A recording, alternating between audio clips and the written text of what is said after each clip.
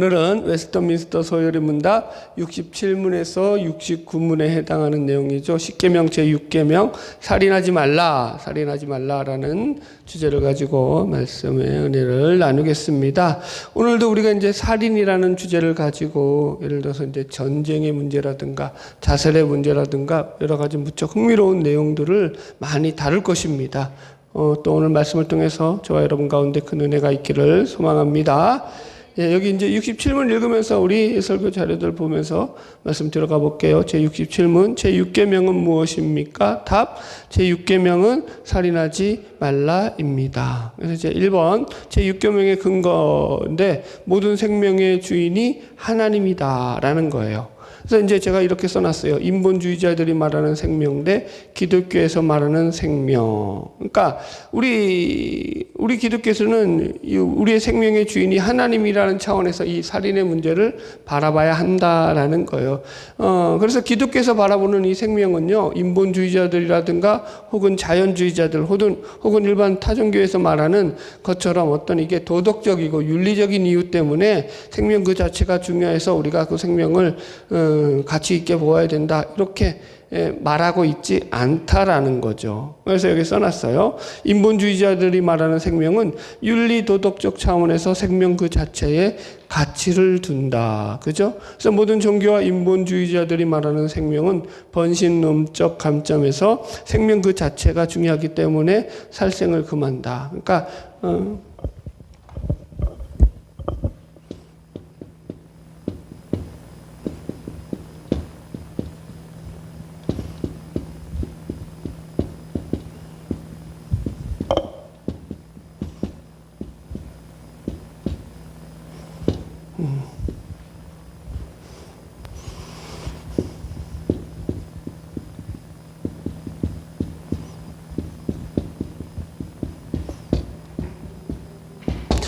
그러니까 우리 기독교는 모든 생명의 주인이 하나님이라고 하는 거고 인본주의에서는 생명이 윤리 도덕적인 차원에서 가치를 두기 때문에 그 생명을 귀하게 봐요. 예를 들어서 이제 불교에서 살생을 금한다고 하잖아요. 불교에서는 윤회 사상이잖아요. 그죠? 그러니까 미물에 해당하는 벌레 하나도 죽이면 돼요, 안 돼요? 안 돼요. 왜 못 죽이면 안 되냐면은 그 윤회된 거 아니에요. 그러니까 그 벌레가 우리 조상이 윤회돼 가지고 벌레로 그죠? 태어날 수도 있는 거야. 그러니까 그 벌레를 밟았는데 그 벌레가 내 조상일 수도 있으니까 죽이면 안 되는 거죠. 잡아먹어도 안 되고. 여러분. 그런데 우리 기독교는 그렇지 않다라는 거예요. 그래서 그 토대 자체가 틀리는데 예를 들어서 우리 성경에 보면은요, 하나님께서 생명을 진멸하라는 말씀이 나와요. 그죠? 여기 질문에도 써놨는데 구약 성경에 나오는 수많은 전쟁에 관한 것들과 또 모든 생명을 진멸하라고 명령하신 하나님의 말씀을 우리가 어떻게 받아들여야 하느냐라는 거예요. 그죠? 여러분들 여기에 대해서 이제 답을 좀 생각해 보셔야 되는데 이걸 갖다가 이제 신학적으로 하렘의 규례라고 하거든요. 하렘이 진멸하다는 뜻이에요. 그래서 제가 이제 하나 예를 써놨죠. 성경 구절 사무엘상 15장 3절에 보면은 하나님께서 이렇게 명령을 하고 있어요. 지금 가서 아말렉을 쳐서 그들의 모든 소유를 남기지 말고 진멸하되 남녀와 소아와 젖먹는 아이와 우양과 낙타와 나귀를 죽이라 하셨나이다 하니. 그죠? 그러니까 사울왕에게 이제 주셨던 명령이죠. 그러니까 다 진멸하라는 거예요, 여러분들. 이게 생명의 존엄성으로만 보면은요, 이 말씀은요, 하나님이 매우 잔인한 하나님으로 비치는 거죠. 여기에 대한 답은 혹시 여러분들 가지고 계시나요? 예. 이거 여기 대해서 여러분들 혹시 이거 여기 대해서 숙제를 풀어놓고 계시나요? 하나님이 다 죽이라고 하더니 아니 그렇게 잔인한 하나님을 어떻게 믿어? 지금도 그렇게 안 믿는 사람들이 많죠. 그래서 이 부분에 대해서 물론 여러 가지 이 답이 있지만 성경적인 답을 예를 들어서 하나만 말씀드리자면은 이런 거예요. 창세기 15장 16절에서 이렇게 성경이 말하고 있어요. 하나님께서 아모리 족속의 죄악이 가득 참을 보시고 진멸하시기로 정한 것이다. 이해하시겠죠? 그러니까 무슨 말이냐면은 하렘의 규례도 뭐냐면 이런 거예요. 성경적인 힌트는 인간들은요 모두 죄인이라는 거예요. 그러니까 사실은 모든 인간은 하나님 앞에서 모두 진멸받아 마땅한 존재들이라는 거죠. 그런데 하나님이 오래 참으셔서 진멸하지 않으실 뿐이라는 거예요. 그러니까 이게 접근법 자체가 완전히 틀리죠. 그죠? 그러니까 생명 그 자체의 귀함, 물론 그것도 있죠. 윤리도덕적으로. 양심이 하나님이 우리에게 주신 것도 하나님이 주신 거니까. 그것도 있는데 그것보다는 본질적으로 이게 윤리적이고 도덕적으로 생명이 귀한 것이 아니라 이 모든 생명이 하나님으로부터 근거했기 때문이라는 거예요. 예. 그래서 생명의 주인이 하나님이라는 거예요. 자, 두 번째, 그래서 이제 기독교에서 말하는 생명이에요. 사람은 하나님의 형상으로 지음받은 존재다. 그렇죠? 그래서 이제 하나님의 형상으로 지음받았다는 거예요. 인간이요. 그래서 이게 우리가 이제 이 존엄한 존재라는 거죠. 제가 창세기 9장에 나오는 두 가지 구절을 예를 써놨어요. 같이 읽어볼까요? 창세기 9장 2절. 모든 산 동물은 너희 먹을 것이 될지라 채소같이 내가 이것을 다 너희에게 주노라. 이게 무슨 말이냐면은 이제 노아의 홍수가 끝나고 난 뒤 노아와 그의 가족만 남고 이제 모든 인류가 이 홍수를 인해서 심판을 받았잖아요. 그리고 나서 이제 하나님께서 노아와 언약을 맺으실 때에 하신 말씀인데 이때 이제 아담과 했던 언약과는 다른 언약을 맺으세요. 이때는 이제 동물을 먹어도 된다. 이렇게 나오잖아요. 그죠? 여기 보니까. 그래서 모든 산동물을 너희의 먹이가 될 것이다. 라고 했어요. 왜 이 아담 시절에는 동물을 못 먹게 했죠. 채식만 허락하셨죠. 그런데 왜 이제 이 동물을 먹는 식용이 허락이 되냐면은, 육식이 허락이 되냐면은, 아담이 선악과를 따먹고 난 뒤에 인간이 죄를 짓게 되면서 그 죄성의 발현으로 나온 것 중에 하나가 뭐냐면, 인간의 탐식이에요, 탐식. 그래서 이게 식탐이 생겨났죠, 식탐. 먹는 것도 여러분 죄가 될 수 있는 거 아셔야 돼요, 그래서. 너무 도가 지나치게 먹는 거, 그거 조심하셔야 돼요.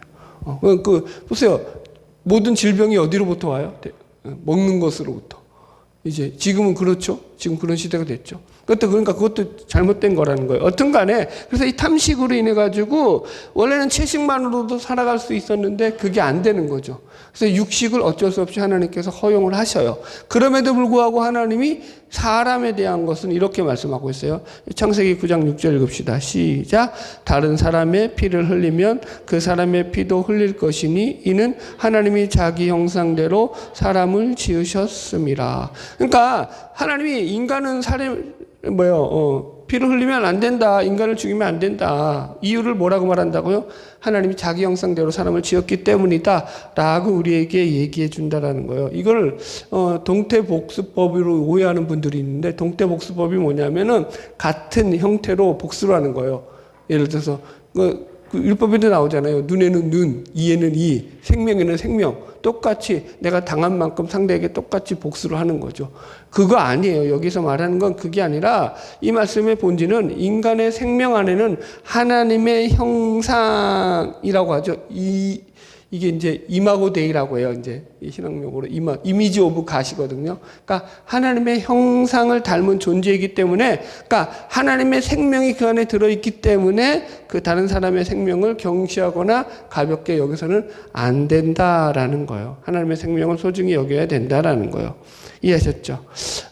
좀 더 설명해 볼게요. 아담 이후에 인간이 범죄하고 난 뒤에 인간들은요, 얼마든지 죽이는 존재로 타락하게 됐기 때문에 이런 계명이 주어지는 거예요. 노아를 통해 가서 하나님께서 주시는 말씀의 본질은 뭐냐면요. 인간은요, 얼마든지 이제는 악하게 더 이상 사람을 죽일 만큼 타락할 존재가 돼. 여러분, 사람을 안 죽이는데 사람을 죽이지 말라고 말할 이유가 있어요? 없어요? 없죠. 그러니까 이제 그런 일들이 가능해졌기 때문에 이제 여기에 대한 경고를 하시는 거죠. 3번에 그래서 제가 이렇게 코멘트를 달았어요. 볼까요? 하나님의 형상대로 지음받았다는 것은 그 인격성, 의미, 해가지고 줄 연결시켜 주세요. 이거 그냥. 그래서 인격성이라든가 통치성 혹은 영원히 죽지 않고 영생하는 불멸성을 가진 존재라는 의미들이 그 안에 담겨져 있다. 그리고 더 중요한 의미는 사람이 하나님의 사랑과 애정의 대상이 되었다는 의미가 가장 중요하다. 그러니까 이게 사람이 하나님의 형상으로 지음받았다는 것에는요, 하나님의 어떤 그 속성이, 공유된 속성이 동물들에게는 없죠. 우리 인간들에게만 있는 인격성이라든가 영원성이라든가 이런 것들이 주어졌어요. 통치성이라든가 이런 것들이 주어졌는데 더 중요한 건 뭐가 있냐면은 하나님의 애정과 사랑을 받는 대상이 됐다라는 거예요, 인간이. 예. 여러분 그거 아시죠? 창세기 보면은 하나님께서 이제 막 계속 첫째 날, 둘째 날, 셋째 날, 넷째 날 뭐 만들면서 만들고 난 뒤에 보기에 좋았더라. 하나님이 보기에 좋았더라. 보기에 좋았더라. 그렇게 말하잖아요. 그런데 인간을 만드시고 난 뒤에는 마지막에 다시는 그 어떤 마지막 그 코멘트죠. 마지막 그 결론이 뭐냐면은 인간 만들고 이 모든 것을 만드시니 하나님이 보시기에 그냥 좋았다가 아니라 심히 좋았더라. 그러니까 물론 좋은 것도 이제 그 뭐 어떤 어느 정도 애정은 들어가 있는데 심히 좋았다는 건 뭐예요? 눈에 넣어도 안 아플 만큼 좋았다는 거예요. 너무너무 좋았다라는 거거든요. 그러니까 인간이 가진 존엄성은요, 이런 하나님의 형상을 닮은 존재로서 하나님의 애정이 그 속에 깃들여져 있다. 하나님의 생명이 그 속에 깃들여져 있다라는 차원에서 귀하다라는 거예요. 여기서 여러분들이 이제 머리가 돌아가면 질문이 나와야 돼요. 목사님, 여러분 질문이 안 나올 거야. 아마 지금 막 정신없이 나가니까 이게 뭔 소리야. 따라오기도 바쁜데 무슨 질문이야. 근데 보세요. 아까는 제가 그랬잖아요. 인간은 죄인이라 가지고, 그렇죠? 진노의 대상이다. 그런데, 이제는 또 애정의 대상이래. 그러니까 뭐가 맞느냐는 거죠. 하나님의 진노의 대상이에요? 죄인이라서 진노의 대상이에요? 아니면은 하나님의 형상을 닮은 애정의 대상이에요? 둘 다다. 둘 다. 우리에게 둘 다 있어요. 그러니까 이게 오해하시면 안 돼요. 우리 안에서 그래서 여러분들, 그러니까 죄악에 빠진 인간은 하나님의 진멸의 대상이기도 하지만 그럼에도 불구하고 하나님의 형상을 닮은 존재로서 하나님의 애정을 받는 대상이기도 하다. 이거 잘 이제 뒤에 가서 이제 좀 더 분별이 잘 될 거예요. 두 번째 큰 이 육계명의 근거가 뭐냐면 인간에게는 심판권이 있기 때문이다, 없기 때문이다. 없기 때문이다. 자, 요한계시록 16장 7절 같이 봅시다. 시작. 내가 들으니 제단이 말하기를 그러하다 주 하나님 곧 전능하신 이시여 심판하시는 것이 참되시고 의로우시도다 하더라. 예. 그러니까 여기 성경에서도 이 심판은요, 누가 한다고 했어요? 하나님이 하신다고 했어요. 그래서 이런 차원에서 살인이라는 것은 그 생명의 주인이시고 생명의 심판자이신 하나님의 영역을 인간이 침범하게 되는 아주 중요한 신성 모독에 해당하는 죄가 되는 것이다. 제가 이렇게 표시를 했어요. 그래서 이런 거예요. 기본적으로 인간이 죄인이라는 것은 인간이 그 죄로 말미암아 자꾸 어느 영역으로 들어오는 거예요. 죄인된 인간의 특성이 제가 뭐라고 했어요? 자꾸 하나님 영역으로 하나님처럼 되려고 하는 거예요. 그게 인간이 죄인이라는 특징이에요. 그래서 이 심판권을 갖다가 이건 누구에게만 있는 거예요? 하나님에게만 있는데 이 죄인된 인간은요, 자꾸 자기들이 심판권을 가지고 심판을 행사하려고 한다고요. 그래서 세상이 어그러지고 질서가 파괴되고 무너지는 거다. 예, 이해가시죠? 예. 자, 그래서 세 번째 근거는 그거예요. 모든 인간이 죄인이기 때문이라는 거예요. 죄인된 인간은요, 누구나 살인할 수 있는 존재다. 여기 이제 또 반발하시겠죠. 아니, 목사님, 나는 절대 누구를 죽인 적도 없고 죽일 마음도 없는데 살인이라니요? 그런 말씀을 하지 마십시오. 라고 말입니다.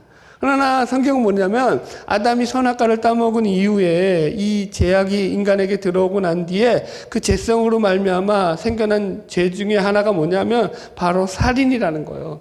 바로 그 증거가 그 뒤에 일어나는 가인이 아벨을 동생을 죽인 거잖아요. 고의적으로. 그죠? 예, 이제 분노와 시기 가운데 죽였죠. 자, 보세요. 이런 거예요. 이걸 우리가 좀 확인하면은 뭐냐면은, 자, 가인이 아벨을 죽인 것이 가인이 아벨을 죽였기 때문에 살인자인 거예요? 아니면은 가인의 마음속에 이 살인이라는 어떤 그 죄악의 씨가 들어있기 때문에 그가 살인을 한 거예요? 생각 잘 하세요? 그죠? 들어있는 거예요. 그 죄의 씨가 들어있는 거예요. 죄의 씨가 들어있기 때문에 그 씨가 발화돼서 나온 거예요. 더러운 게. 모든 인간에게 그게 있다고요. 여러분, 이런 거죠. 여러분들에게 분노라는 그런 죄악의 씨가 있고요. 미움이라는 죄악의 씨가 있고요. 시기라는 죄악의 씨가 있고요. 자기 잘남이라는 죄악의 씨가 있다고요. 내가 조금만 잘해보세요. 입이 근질근질하죠. 내가 이렇게 잘했다고 티를 내죠. 인간이 안 그렇다고요? 아이고, 제가 다 아는데 뭘. 우리가 그런 존재라니까요. 그 씨가 들어있는 거라는 거예요. 그러니까 범죄한 인간의 속에는 누구든지 이 죄악의 씨, 그 가운데 살인도 있다고요, 여러분들. 타락한 본성이라는 거죠. 이거 조금만 더 묵상해 보세요. 제가 뭐라고 했어요? 이 가인의 살인은 동생 아벨에 대한 시기와 분노로 말미암은 것이다. 보세요. 이게 왜 살인이 일어났냐면은 하나님께서 가인의 제사는 안 받으시고 아벨의 제사를 받았단 말이에요. 거기에 대해서 이제 열받은 거죠. 자, 우리식으로 이걸 좀 더 각색을 해볼게요. 목사님이 예배위원을 뽑는데, 그러니까 형제가 있는데 동생은 뽑고 동생은 이제 기도 하는 그 기도 순서에 집어넣고 뽑았는데 오히려 형을 뽑아줘야 되는데 형은 안 뽑았단 말이에요. 목사님이 예배위원으로 안 뽑았어. 여기에 질투가 난 거야. 화딱지가 난 거야. 그래서 동생을 돌로 쳐 죽인 거야. 여러분, 너무 과장됐나요? 아니, 근데 여러분, 이게 진짜 맞아. 왜 맞냐면은, 여러분, 죽일 만한 이유가 아니라고요. 하나님 제사 안 받을 수도 있고, 받으실 수도 있죠. 그죠? 여러분들? 여러분들 하나님이 늘 받으실 만한 예배를 드리시나요? 아니잖아요. 저는 뭐 그럴까요? 아니에요. 저도 마찬가지예요. 받으시는 예배가 있고 안 받으시는 예배가 있겠죠. 그거 가지고 뿔 따고 나서 동생을 죽일 일은 아니잖아요. 그러니까 이게 지금 여러분들 이게 무슨 말이냐면은 그게 인간이 가지고 있는 그 인간 속에 있는 더러운 죄성이라는 거예요. 제가 몇 가지 예를 들어 드릴게요. 한 번은 멕시코에서 3명을 죽인 17살 소년이에요. 3명을 죽였어요, 얘가. 죽인 이유가 뭐냐면은 그 사람들이 지나가다가 자기 여자친구를 쳐다봤다는 거야. 여자친구 쳐다봤다라는 이유로 사람들 그 손과 귀를 잘라 죽여버렸어요. 와. 여러분, 그러니까 멕시코니까 그렇다고요? 천만의 말입니다. 우리나라에서도 10수년 전인가요? 옛날에 그런 거 많았어요. 이 중학생들이 이 직장인들하고 길거리 패싸움이 났어요. 왜 나온 이유가 뭐냐면은 지나가다가 이 직장인들이 자기를 쳐다봤다는 거야. 째려봤다고. 지금 그런 사회잖아요. 예. 뭐, 예를 들어가지고 여러분, 이런 얼마나 많아요. 이게, 요즘은 이제 너무 많으니까 지금 분노 사회니까. 예. 그래서 이 탄핵 반대 집회하는 데랑 탄핵하는 집회 갈 때 가가지고 탄핵 반대하는 집회 가가지고 탄핵 찬성하는 사람이 가서 한 소리 하잖아요. 그럼 어떻게 될까요? 반 죽여놓죠. 마찬가지 반대야. 탄핵 집회하는 데서 탄핵 반대하는 사람이 가가지고 뭐라고 그러잖아요. 난리가 나죠. 무슨 말인지 알겠죠? 이게 분노가 이게 게이지가 조절이 안 되는 시절이 되어버렸죠. 이런 게 인간의 죄성이라는 거예요, 여러분들. 자, 두 번째가 하나님을 살해한 인간들, 이렇게 써놨어요. 그 당시 최고의 의인이라고 일컬었던 바리새인들은 예수님을 보고 살해 의지가 막 생겨났고 결국 가족 음모와 불법과 모략으로 예수님을 십자가에 못 박아 죽이고 말았다. 예. 제가 이제 두 가지 성경 구절 썼는데 이거 좀 이따 읽어드리고요. 자, 보세요. 이게 아주 좋은 샘플이 되는 게 뭐냐면 서기관과 바리새인들은 이거 읽고 합시다. 그냥 마태복음 12장 13절 14절 이에 그 사람에게 이르되 손을 내밀라 하시고 그가 내밀매 다른 손과 같이 회복되어 성하더라. 바리새인들이 나가서 어떻게 하여 예수를 죽일까 의논하거늘. 안식일 날에 예수님께서 그죠? 손 마른 자를 고쳐주셨다는 이유로 그죠? 예수를 죽이려고 모의를 했대요. 바리새인들이. 또 마가복음 11장 18절도요. 성전 정화 사건이 나와요. 성전을 정화했다는 거예요. 그리고 나니까 이들이 뭐라냐면 대제사장과 서기관들이 듣고 예수를 어떻게 죽일까 하고 꾀하니 이렇게 나와요. 그러니까 여러분들 이게 이제 이들이 했던 일이라는 거죠. 보세요. 서기관들과 바리새인의 의를 가리켜서 예수님께서 뭐라고 말씀하시냐면은 마태복음에 보면은 너희 의가 서기관과 바리새인의 의보다 더 낫지 못하면 결단코 천국에 들어가지 못하리라라고 말씀하셔요. 이 말인즉슨 무슨 말이냐면은 그 당시 사람들이 생각하고 있던 서기관과 바리새인들의 의는 인간적으로 볼 때 천국에 들어갈 만큼 대단한 의였기 때문에 예수님이 이렇게 비유하신 거예요. 무슨 말인지 이해하시겠죠? 그러니까 인간적으로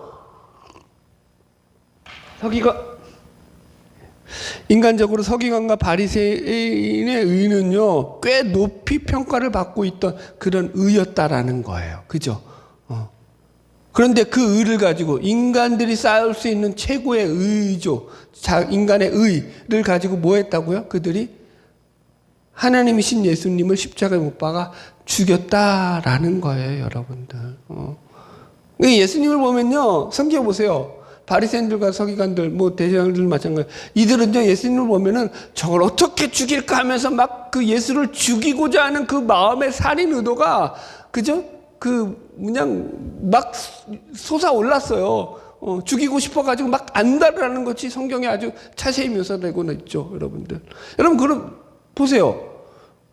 그럼 그들이 여러분들 평상시에 그렇게 누구를 죽이려고 공모하고 누구를 죽이려고 그렇게 모략을 꾸미고 불법을 행하는 그런 부류의 사람들이었나요? 아니었다고요. 그런 사람들이 아니라고요. 근데 예수만 보면은 못 잡아먹어서 안달이었다고요. 놀랍지 않나요? 왜 그랬다고요? 왜 그랬다고요? 예수가 하나님이었기 때문인 거예요. 여기서 이제 아이러니가 나오는 거죠. 요한복음 강해 때도 했지만 요한복음을 여러분 자세히 보시면은요, 이들이 예수를 죽이기 위해서 갖은 불법을 다 행하죠. 재판 과정이 제대로 이루어진 게 하나도 없어요. 다 과정 자체가 불법이고요. 다 위증이고요. 그래가지고 모든 그 재판의 지금도 마찬가지예요. 재판에서 제일 중요한 건 뭘까요? 결과가 아니라 절차예요. 절차에 하자가 있으면 결과가 어떻게 되는 거예요? 뒤집어져요. 지금 법도 마찬가지예요. 그런데 그 절차를 갖다가 다 무시해버리죠. 이전에 그런 적이 없어요. 이 유대법은 그럴 수가 없어요. 절차를 아주 중요해. 그런데 그걸 다 뒤집어 엎어가지고 예수 하나 죽이려고 갖은 모략과 갖은 음해와 갖은 불법을 행해서 결국 예수를 십자가에 못 박아 죽인단 말이에요. 이게 인간, 자칭 가장 최고의 의를 가지고 있다는 인간이 행하는 그런 모습이라는 거예요. 자, 이게 이해가 가시죠, 여러분들? 그러니까, 이들의 마음은요, 이런 거예요. 이 서기관들과 바리새인들, 그 당시 율법주의자들은요, 스스로 자기들은요, 나는 아벨의 피를 가지고 있어.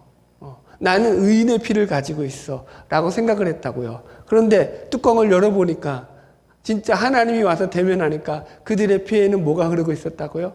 가인의 피가 흐르고 있었다고요. 하나님조차도 죽여버리고 마는. 이게 뭐냐면 인간의 실상이라는 거예요, 여러분들. 그래서 십자가 사건은 단순히 인간이 인간을 죽인 사건이 아니라 인간이 하나님을 죽인 사건입니다. 그리고 이 사건을 공모했던 공모자가 누구냐? 공모자가 누굴까요? 바리새인과 서기관들만인가요? 아니라고요. 성경은 뭐라고 증언하고 있죠? 제자들을 비롯한 모든 인간들이 다 하나님을 죽이는데 공모한 공모자였다라고 이 요한복음은 증거하고 있습니다. 예. 넘어갈게요. 자, 68문 이제 좀 더 본격적으로 들어갑시다. 근거에 대한 얘기 끝났고 제가 문제 읽고 여러분들 답을 읽읍시다. 무엇이 제6계명에서 요구됩니까? 답, 제6계명은 우리 자신의 생명과 다른 이들의 생명을 유지하기 위한 모든 합법적인 노력을 요구합니다. 예, 그래서 이 제6계명이 요구하는 것, 첫 번째, 자기 생명을 사랑하라 라는 거예요. 그죠? 우리 자신의 생명과 그죠? 그래서 우리 몸은 하나님의 선물이고 성령이 거하시는 전이며 우리 자신의 것이 아니고 하나님께서 값으로 사신 하나님의 소유다. 그러니까 우리 게 아니라는 거예요. 하나님의 성령이 거하시는 하나님의 전이고요. 그죠? 고린도전서 6장 19절로 20절 읽어볼게요. 너희 몸은 너희가 하나님께로부터 받은 바 너희 가운데 계신 성령의 전인 줄 알지 못하느냐. 그죠? 그럼 너희는 너희 자신의 것이 아니라, 그죠? 너희 자신의 것이 아니라 값으로 산 것이 되었으니, 누가요? 예수께서. 그런즉 너희 몸을 하나님께 영광을 돌려라. 그러니까 신자는요, 신자의 생명이 내 거예요, 하나님 거예요? 하나님 거예요. 물론 다 하나님 거죠. 그런데 특별히 우리는 예수 그리스도께서 값으로 사신 존재이기 때문에, 그래서 우리가 사나 죽으나 주를 위해 산다라고 말하는 것도 이런 배경 때문에 말하는 거예요. 그죠? 그러니까 생명의 주인이 하나님에게 있다. 이거 잘 이해하셔야 돼요. 두 번째, 에베소서 5장 28절 시작. 누구든지 언제나 자기 육체를 미워하지 않고 오직 양육하여 보호하기를 그리스도께서 교회에게 함과 같이 하나니 우리는 그의 몸의 지체임이라. 보세요. 언제든지 자기 육체를 미워하지 말래요. 그리고 양육하기요, 보호하기를 그리스도께서 교회와 함께함 같이 하라는 거예요. 그리스도께서 교회와 함께함 같이 하라는 건 어떻게 해요? 자기 목숨 바치듯이 그 교회를 보호하셨잖아요. 그러니까 최선을 다해서 자기 자신을 돌보고 보호하라는 거예요. 육체를 미워하지 말래요. 자기 사랑하는 얘기하고 좀 달라요. 무슨 말인지 알겠죠? 그러니까 자기 사랑하는 것은 자기 중심성 죄에 빠져서 이기적인 자기밖에 모르는 걸 말하는 거고, 여기서는 자기 몸을 돌보라는 것은 이게 자기 몸을 함부로 그냥 굴리지 말라라는 거예요. 잘 돌보라는 거예요. 관리하라는 거예요. 자, 보세요. 로마서 이것도 많이 읽읍시다. 13장 14절. 낮에와 같이 단정히 행하고 방탕하거나 술 취하지 말라며 음란하거나 호객하지 말며 다투거나 시기하지 말라. 그죠? 그러니까 예를 들어 가지고 자기 생명을 이게 함부로 굴리면 된다는 거야, 안 된다는 거야? 안 된다는 거예요. 제가 이렇게 예를 들어 놨죠. 무절제한 식사로 몸을 망가뜨려도 안 돼요. 그죠? 그 다음에 과도한 노동으로 몸을 혹사하는 것, 지나친 음주나 오락, 또 음란 같은 것들에 중독돼서 몸과 정신을 망가뜨린 것을 조심해야 된다. 자기 생명을 미워하지 말고 양육하고 보호하고 돌보라. 육체적, 심리적, 영적으로 우리 몸을 잘 돌봐야 한다. 몸 관리 잘하세요, 여러분들. 여러분들 그것도 중요하셔요, 여러분들. 자, 이제 자살에 대한 것도 고찰을 좀 합시다. 그래서 여기 이렇게 써놨어요. 자신을 미워하고 돌보지 않는 것과 더 나아가 자살은 모두 살인죄다. 세상은 그렇게 안 본다. 왜? 자기 생명이기 때문에. 그죠? 그러니까 자기 생명 가지고 자기 마음대로 했기 때문에 살인하려고 안 한다고요. 그러나 성경적으로 우리는요, 이걸 자살도 살인죄로 본다고요. 왜요? 우리 생명이 누구 거기 때문에? 하나님 거이기 때문에. 하나님 거를 내 마음대로 하면 돼요, 안 돼요? 안 되는 거죠. 그죠? 그래서 성경은 내 생명도 주의 것이기 때문에 자살도 살인에 해당한다. 그러나 단지 자살하면 지옥에 간다는 주장은 성경적 근거가 미약하기 때문에 매우 조심스럽게 접근할 필요가 있다. 우리나라 자살 건수가 OECD 국가 중 20년 동안에 부동의 1위라는 거 알고 계시죠? 참 서글픈 얘기인데 여러분 그게 참 안타깝죠. 여러분 언제 많이 제일 계절별로 자살하냐면 우리는 겨울에 많이 자살할 것 같잖아요. 근데 이제 봄 시즌이에요. 이제 스프링 피크라고 해가지고 봄이 오잖아요. 이제 여러분들 자살 건수가 확 늘어난대요. 전문가들이 밝힌 그 보고서에 따르면. 왜냐하면 봄에는 어떤 일이 발생하죠?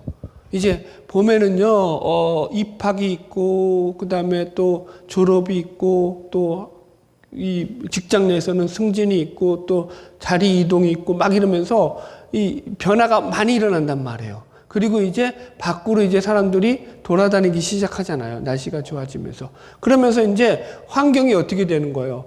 이게 갇혀 있는 공간이 아니라 열린 공간이 된단 말이에요. 환경이 열려지면 어떤 일이 발생할까요, 여러분들? 자꾸 이제 나와 남을 바라보게 돼요. 비교하게 돼요. 그럼 거기서부터 생겨나는 열등감이라든가 그죠? 남들이 잘 되는 것 가지고 거기에서 빠져드는 그런 우울감이라든가 이런 것들이 그냥 폭발하는 거죠. 그러면서 변화되는 환경에 적응하지 못하고 자살을 택하는 사람들이 나온다라는 거죠. 여러분들. 자, 자살을 그런데 제가 여기서 이 부분에 대해서 다뤄주고 싶은 거는요. 물론 자살은 살인죄예요. 하면 안 돼요.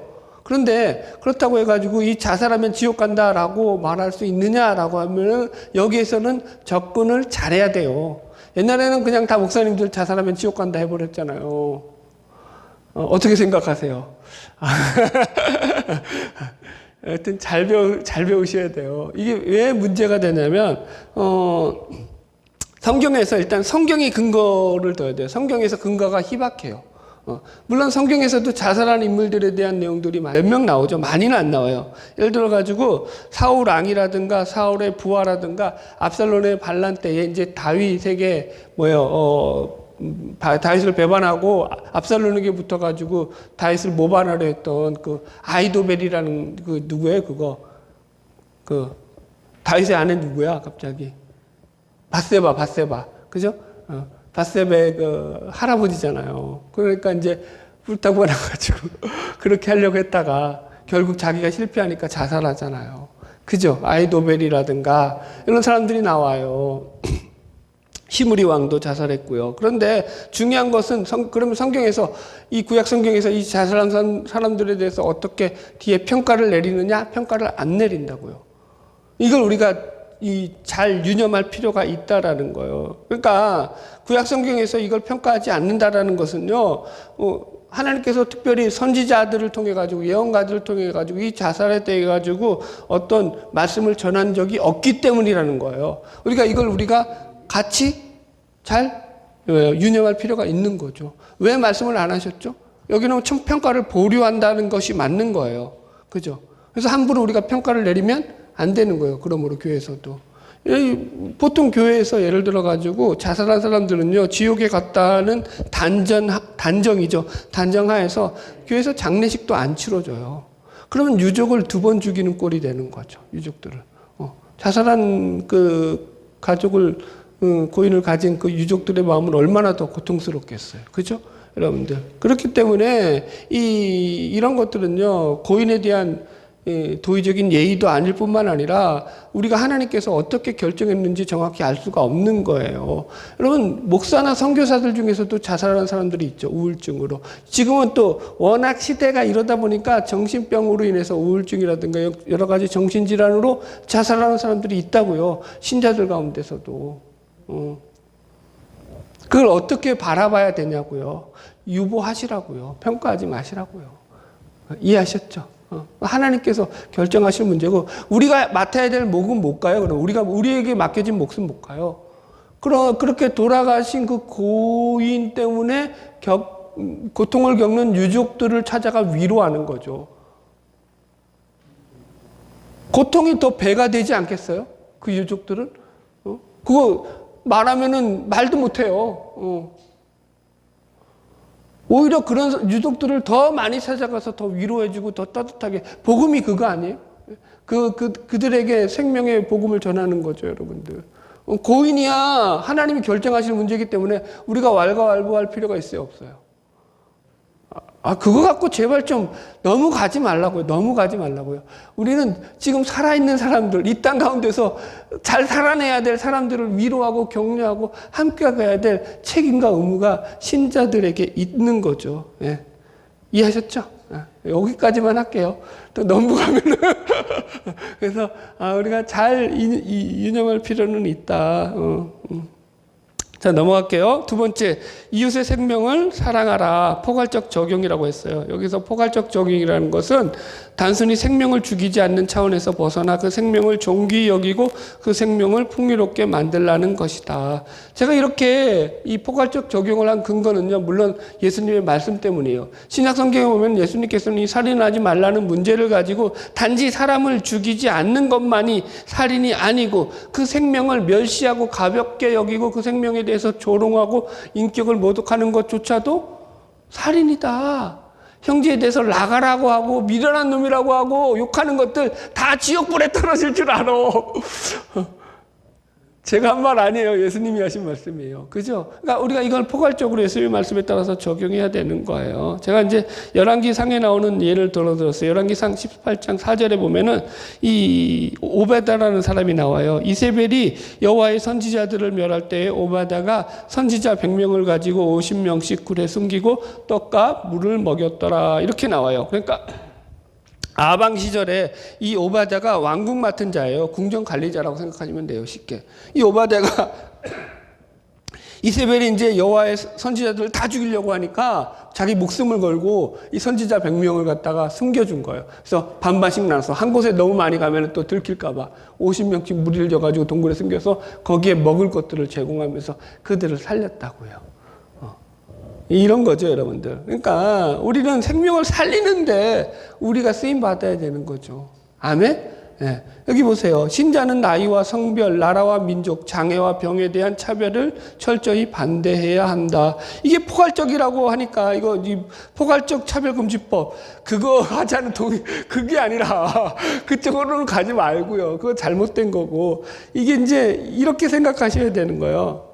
조금 설명하자면 제5계명은요 우리가 하나님의 형상인 이웃을 존중할 것을 가리키는 거잖아요. 제유법이라고 했잖아요. 부모를 갖다가 어떻게 생각하라고요? 모든 인간에게는 권위가 있다라는 거예요.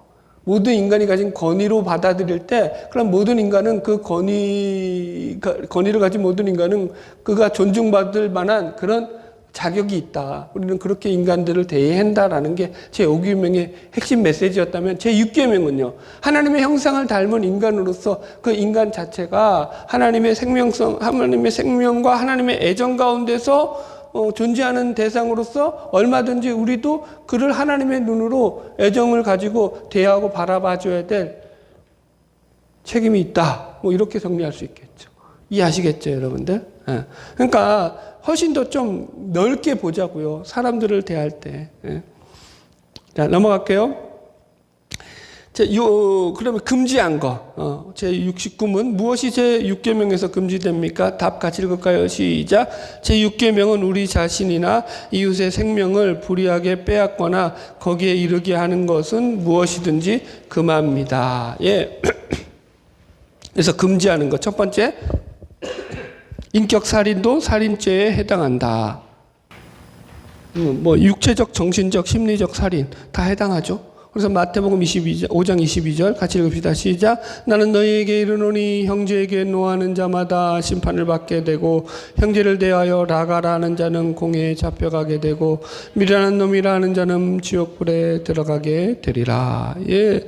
그러니까 여러분들 예수님께서 지적하신 살인은 단순히 사람을 죽이는 것만이 살인이 아니다. 그 마음속에 뿌리내리고 있는 이 인격을 그죠? 사람의 인격을 무시하고 그 인격을 공격하는 것도 경시하는 것도 모두 살인이다. 그래서 미움과 분노도 살인이라는 거예요. 상대의 인격을 노골적으로 무시하고 멸시하는 것. 대놓고 앞에서 상대의 인격을 무시하잖아요. 그건 주로 갑일 때, 내가 갑인 인간들이 있잖아요. 갑질한다고 하죠. 그럼 뒤에서 무시하고 멸시하는 거는요. 을일 때. 대놓고 못하니까 뒤에서 하죠. 인간이 다 이게 있다고요. 이게 뭐라고요? 다 살인죄에 해당한다라는 거예요, 여러분들. 여기 예를 들어서 인터넷 악성 댓글, 연예인 악플로 많이 죽죠. 그죠? 모든 형태의 갑질들. 이번에 김세론 씨, 그죠? 젊은 여배우도 죽었잖아요. 자살했는데 이유가 뭐였죠? 결국 인터넷 악플러들이 공격을 해가지고 결국 거기에 대해서 못 참은 거죠. 그 극심한 스트레스로 인해가지고 결국 우울증으로 죽고 말았습니다. 그러니까 여러분들 이게 인터넷이 더 문제죠. 사람의 얼굴을 안 보니까 댓글을 막다는 거예요. 그죠? 할 말 안 한 말 그 인격을 완전히 그냥 짓밟아 버리죠. 얼굴 보고 그렇게 말할 수 있을까요? 못해요. 그러니까 인격이 아주 그냥 이 인터넷 세상이 되면서 이상한 사회가 됐죠. 인간들 자체가. 그러니까 그게 뭐예요? 지킬 박사와 하이든가요? 그게 다 있는 거예요. 겉으로는 아주 선하고 의로운 척하면서 이 본속으로는 아주 더럽고 저질스러운 그런 언어, 입에 담지도 못할 말들을 막 쏟아내죠. 여러분, 보세요. 지금도 왜 이렇게 극단으로 우리 사회가 치닫냐고요. 극단으로 왜 치닫? 이런 거예요, 여러분들. 절제하지 않는 거예요, 분노를. 막 폭발시키는 거죠, 여러분들. 사람이 얼굴을 안 본다고 여러분들 너무 인격을 멸시하는 그 사람의 인격까지 멸시하는 그런 말들과 행동은요 자제하셔야 돼요. 그러니까 얼굴 안 본다고 막 말하는 거예요. 상대가 나랑 의견이 달라요. 다를 수 있잖아요. 다르다고 해가지고 막 그 상대방의 그 인격, 그 사람의 그 존재 자체를 완전히 깎아내리고 무시하고 짓밟아버리는 그런 언어 행태를 서슴없이 쓰죠. 다 당해보셨잖아요. 예. 여러분들은 그렇게 하지 마세요. 예. 예, 부탁드립니다. 예. 그럼 그거 살인이에요, 살인. 그 사람에 대해서, 그래서 이 인격살인과 유사한 형태로 가면 안 된다. 예. 인간이 모두 그래요. 내가 갑질할 정도로 내가 뭔가 가지고 있어요. 그럼 갑질을 할까요? 안 할까요? 모든 인간은 해요. 내가 갑질할 위치에 올라가잖아요. 그럼 갑질이 아닌 것처럼 갑질을 하죠. 상대는 다 그걸 당하고 살아요. 제가 이런 얘기 할까요? 예전에 이제 저희 교회에 나왔던 권사님 중에서 뭐 그렇게 잘 살지도 않아요. 그냥 조금, 그냥 평균적으로 살아요. 그런데 이제 저한테 이제 하여튼간 밥을 한 끼를 사셨는데, 그거 비싼 밥도 아니에요, 그냥. 기본값보다 한 5천 원 정도 더 비싼 거.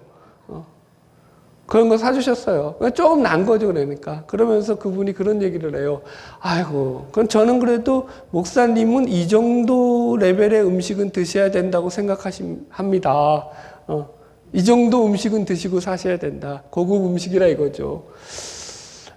자기 딴에는 뭘 의도로 그러는 말했지만 제가 그랬죠. 그래서, 권사님, 그러니까 제가 그때 못했어요. 그래가지고 제가 그걸 참아야 되는데 못 참았어요. 권사님, 이게 우월감에서 짓는 죄하고 열등감에서 짓는 죄가 있다. 둘 다 죄는 똑같다. 그런데 하나님은 성경을 보면은 우월감으로 짓는 죄를 좀 더 하나님께서 더 크게 책망하시더라. 못했죠. 저도 갑질한 거예요. 사실은 거기서 목사로서. 하지 말았어야 되는데. 여러분, 그러니까 이게 있다고, 우리가 다 그렇다고요. 이번 분노가 적정선을 넘지 않게 하라. 에베소서 4장 26절로 27절. 분을 내어도 죄를 짓지 말며 해가 지도록 분을 품지 말고 마귀에게 틈을 주지 말아라. 그렇죠? 그래서 가인의 살인도 분노로 말미암은 거고, 묻지마 살인들, 묻지마 미국에서 일어나는 묻지마 총격살이라든가 ISS에 일어나는 폭탄 테러 이런 모든 것들. 엊그제 또 바로 뉴스 나왔더라고요. 3월 3일 날. 저는 목사가 설교를 조금만 찾아보잖아요. 설교거리가 넘쳐나. 3월 4일 날 충남 서산에서요. 바로 또 죄송해요. 충남 서천에서요. 묻지마 살인사건이 발생했어요. 그래서 왜 죽였느냐라고 경찰이 물으니까 이 사람이 최근에 이 사기를 당했는데 돈을 좀 많이 잃어가지고 세상이 나를 안 도와주는 것 같다. 그래가지고 흉기를 들고 밖에 나간 거예요. 그리고 딱 지나가는데 사람이 보인 거지. 그러니까 보자마자 이 살인 충동을 느껴가지고 거기 죽여버린 거예요. 와. 여러분들. 이게 지금 세상이라니까요. 여러분들. 여러분, 미국은 뭐 안 그래요? 우리나라는 그래도 총이라도 안 가지고 있으니까 다행이에요. 걔네들은 뭐 학교에 가서 애들을 총으로 쏴 죽이는 그런 말도 안 되는 짓거리들이 벌어지잖아요. 미국 가서 살지 마세요. 여러분들, 이 땅이 좋아요. 여러분, IS 폭탄 테러는 뭐 더 말할 것도 없죠. 막 그냥 사람을 너무 잔인하게 죽이죠. 그러니까 이 분노가 극으로 가는 거예요. 이게 이런 거예요. 인간이 죄로 인해서 부패했잖아요. 그래서 죄에 오염되어 있는 인간은요, 분노할 수 있을까요? 없을까요? 있어요. 분노 자체가 없지는 않아요. 그런데 어떡하라고요? 지금 분노가 자극되는 그 선에서 넘어가지 말라고요. 너무 넘치게 그 분을 오랫동안 내 마음에 품고 그걸 되새김질 해가지고 그걸로 죄악의 뿌리를 만들지 말라라는 거예요. 이렇게 생각하셔야 돼요. 그러니까 분노가 여기서 해가 지도록 분을 품지 말라라는 게 그거예요. 분노가 났을 때 자꾸 그걸 내 속에서 빨리 털어내려고 내가 이제 신앙이 좋아진다는 건 그거예요. 내 속에 있었던 분노를 갖다가 자꾸 빨리 털어내려고 어떤 털어낼 수 있는 방법들을 내가 자꾸 내 안에서 스스로 개발하고 동원해내는 거예요. 그게 안 되는 사람들은 여전히 자기 분노에 묶여가지고 그래가지고요 더 크게 사고를 치는 거고요. 여러분들 알아서 잘하세요. 넘어갈게요. 저 답을 알려드렸으니까. 이거 하나 더 얘기해 줄까요? 그러면 저는 여러분들 어떡할까요? 제 경우를 예를 들면은 저는 이제 분노를 일으키는 걸 점점 단축시키죠. 그래서 분노하는 시간이 점점 이제는 줄어들어요. 분노가 일어나요. 옛날 같이 그런데 그거 갖고 동굴에 들어가가지고 오랫동안 묵상하면서 저걸 내가 어떻게 죽여 살려 이러고 안 된다고요. 우리 구건사님 식으로 말하자면 1분만 삐지고 말아요. 예. 아셨어요? 네, 그렇게 넘어갑시다. 자, 3번. 사람의 추락을 방지하는 건축시설의 미비도 피해야 한다. 신명기 22장 8절. 중요한 구절에서 써놨어요. 내가 새 집을 지을 때에 지붕에 난간을 만들어 사람이 떨어지지 않게 하라. 그 피가 내 집에 돌아갈까 하노라. 그러니까 율법이 규정하는 생명 존중의 안전장치라는 거예요. 무슨 말이냐면은 자기 집이니까 난간을 안 만들어도, 그죠? 자기 집이니까 거기서 떨어질 염려는 없잖아요. 거기 자기 집 구조는 자기가 더 잘하니까. 그러나 타인이 왔을 때는요, 이 옥상도 이 우리나라와 다르게 얘네들은 생활 공간이란 말이에요. 생활하는 공간이기 때문에 얼마든지 옥상에서 생활하다가 난간이 없어서 떨어져서 죽을 수 있는 거예요. 그래서 그걸 방지하기 위해서 뭘 했다고요? 난간을 지어놔라 라고 얘기한다고요. 그러니까 제가 예를 들었죠. 우리나라 이제 3대 재앙이었죠. 와우 아파트 붕괴와 상풍백화점 붕괴, 성수대교 붕괴. 예. 다 알고 있죠. 성수대교가 왜 붕괴됐죠? 상판 이음새 부분이 벌어졌는데 철판으로 땜질해놨다가 그게 갈라지면서 확 붕괴됐죠. 그러니까 사람보다 돈이 우선인 거예요. 요즘도 우리 순살 아파트, 그죠? 세월호 사건도 마찬가지죠. 총체적 난국이죠, 여러분. 세월호 사건에서 여러분들 물론 이병헌이가 잘못했죠. 그거 뭐 말할 것도 없죠. 말할 것도 없는데 그걸 너무 그러니까 이게 뭐예요? 그 짐을 실을 수 있는 최대 용량을 오버해 버린 거 아니에요. 그럼 그거 구조 변경 허가해주면 돼요, 안 돼요? 구청에서 안 되죠. 근데 다 된 거 아니에요. 어쨌든 그게 총체적 난국인 거죠. 그러니까 하나부터 열까지 다 뭐예요? 인재예요, 인재. 인간들이 만들어낸 것들이죠. 그러니까 이런 것들을 피해야 된다라는 거죠. 4번 넘어갈게요. 위험한 동물의 방치, 소나 애완동물을 키울 때 다른 사람의 해가 되지 않게 해야 된다. 그래서 출애굽기 21장 28절로 29절 보면요. 소가 사람을 바쳐 치었을 때는 그 소만 죽이면 돼요. 그런데 그 소가 사람을 바치는 그런 나쁜 버릇이 있는 걸 알아요, 주인이. 그런데도 관리를 안 해서 사람을 쳐 죽였어요. 그럼 어떻게 될까요? 소만 죽이는 게 아니라 그 소를 관리하는 소 주인도 같이 돌로 쳐 죽여라라고 나와요. 이해하시겠죠, 여러분들? 그러니까 이게 이제, 그러니까 이런 거죠. 우리식으로 요즘 말하자면은, 그러니까 애완동물을 키울 때도 다른 사람들에게 해가 될 정도로 그렇게 방치하면 안 된다. 이해하셨죠? 5번. 과도한 정당 방위도 금지한다. 출애굽기 22장 2절로 3절에 보면은 이 도둑이 뚫고 들어오는 것을 보고 그를 쳐 죽이면은요, 피 흘리는 게 죄가 없어요. 그러니까 정당 방위는 그걸 인정을 해요. 그러나 낮에 도둑이 들어왔다. 그런데 그걸 죽였다. 그러면 거기서는 문제가 되는 거예요. 낮에 도둑이 들어온 거는 그 당시 고대 사회 개념으로는요, 오늘날에는 뭐 그런 게 없지만, 그 당시에는 낮에 도둑은요, 그러니까 살인 의도를 안 갖고 들어온 걸로 봤어요. 밤에 들어온 도둑하고 차별을 했단 말이에요. 그러니까 물건만 훔쳐가려고 낮에 들어온 거죠. 그런데 그러니까 얼마든지 그 낮에 들어온 도둑은 그러니까 도둑에 대비하는 대비책이 소리를 지르거나 사람들이 있는 때니까, 그죠? 그 다음에 자기가 빨리 도망치거나 여러 가지 방비책이 있었는데 그를 죽였다라는 건 좀 과도한 정당 방위 행위였다라고 보았기 때문에 거기에 대해서는 책임을 물어요, 성경에서. 무슨 말인지 이해하셨죠? 네, 넘어갈게요. 6번. 부상과 곤궁에 처한 자를 돕지 않는 것도 금지한다. 그래서 제가 선한 사마리아인 비유를 갖다가 예로 들어놨죠. 그러니까 이게 여기는 안 써놨는데 제가 이 외경에 해당하는 집회서 성경 말씀을 좀 읽어드릴게요. 쓰셔도 돼요. 집회서 34장 21절. 가난한 사람들에게는 빵 한 조각이 생명이며 이것을 빼앗는 것은 살인이다. 이웃의 살 길을 막는 것은 그를 죽이는 것이다. 마틴 루터가 한 말을 또 읽어드릴게요. 실제로 악한 일을 한 경우뿐만 아니라 이웃에게 선행을 베풀지 못하거나 기회가 있음에도 불구하고 이웃을 육체적 상해로부터 지키고 예방하지 못할 경우 육계명을 어기는 것이다. 이렇게 얘기했어요. 그러니까 내 손에 피를 안 묻히고 살인하지 않은 것만이 살인하지 않는 것이 아니라 사람의 생명을 기이 여기지 않고 경이 여긴 것도 다 살인죄에 해당한다라고 확대해서 우리 개혁주의 신학에서는 이야기를 했다라는 거죠. 자, 넘어갈게요. 금지하지 않는 것. 예. 식용으로 삼기 위해서 짐승을 죽인 것을 금지하지 않았고요. 두 번째, 정당한 전쟁이나 방어적인 전쟁에서 적군을 죽이는 것을 금지하지 않았어요. 전쟁에 대한 얘기도 조금 할까요? 전쟁은 여러분들 어쨌든 이게 쳐들어가서, 그러니까 그거 남의 땅 빼앗는 그 전쟁은요, 살인이죠. 그거 말고 우리 나라를 지키기 위해서 쳐들어온 적군으로서 가족을 지키기 위해서 방어적인 전쟁은요, 그건 살인으로 보지 않는다라는 거죠. 그래서 칼빈은 이것을 정당한 전쟁이라고 얘기해요. 정당한 전쟁이다. 반면에 예를 들어서 포로에서 민간인들을 죽이는 거, 전쟁 가운데, 그거 살인이죠.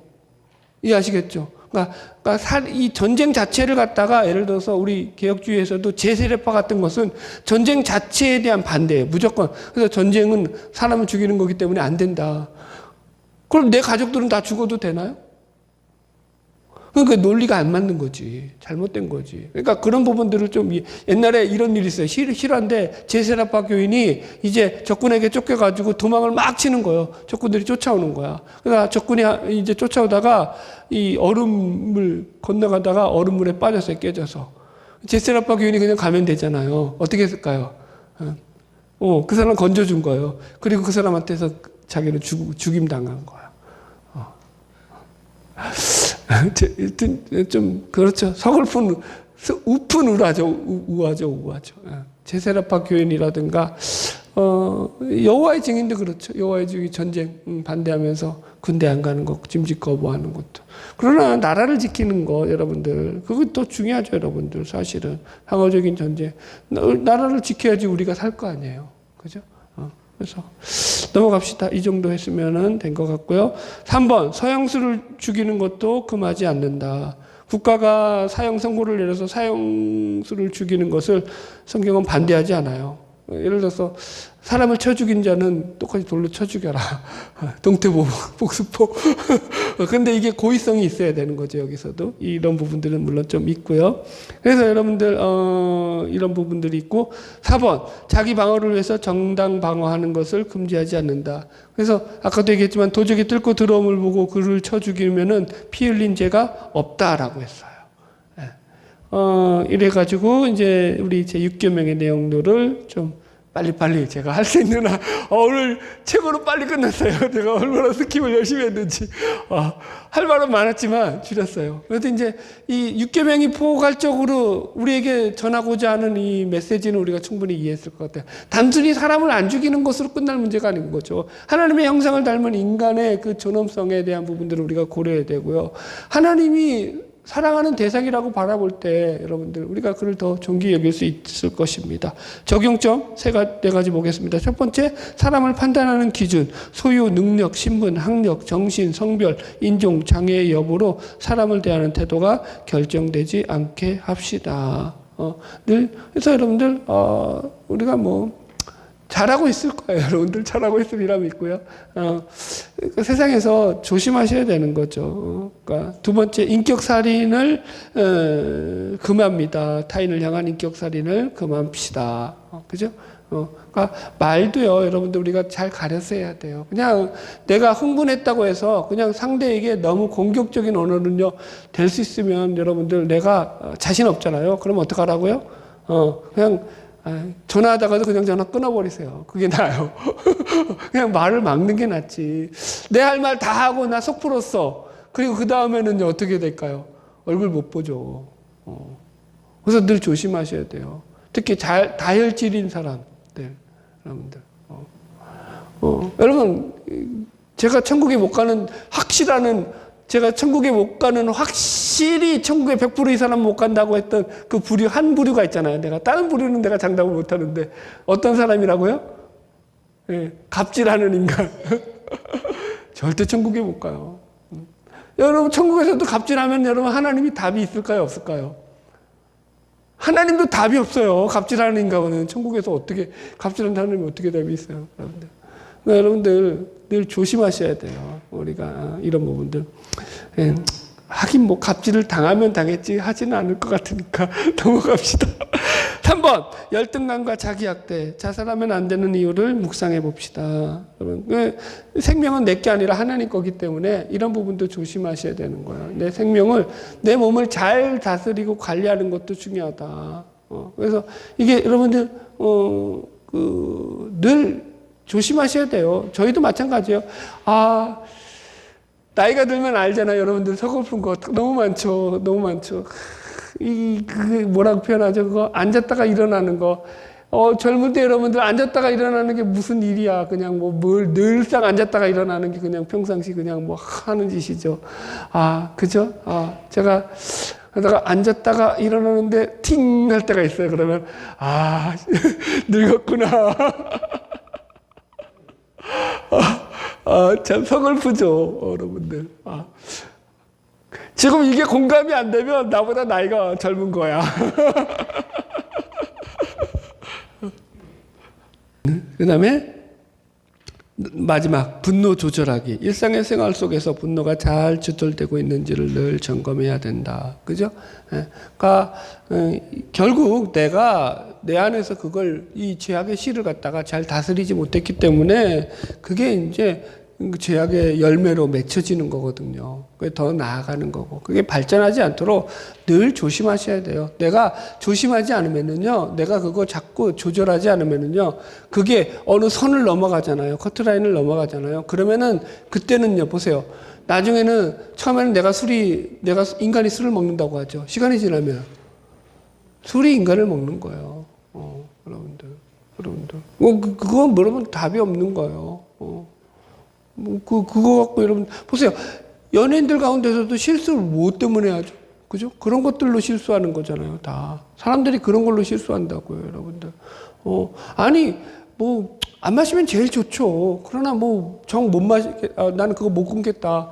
그럼 들키지 말고 마시세요. 들키지 말고 하시되, 이래도 안 되는데, 진짜, 목사가 이러면 안 되는데.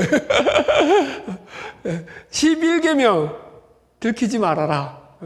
들키지 말아라. 들키지 말아라. 그 대신에 조심은 하라.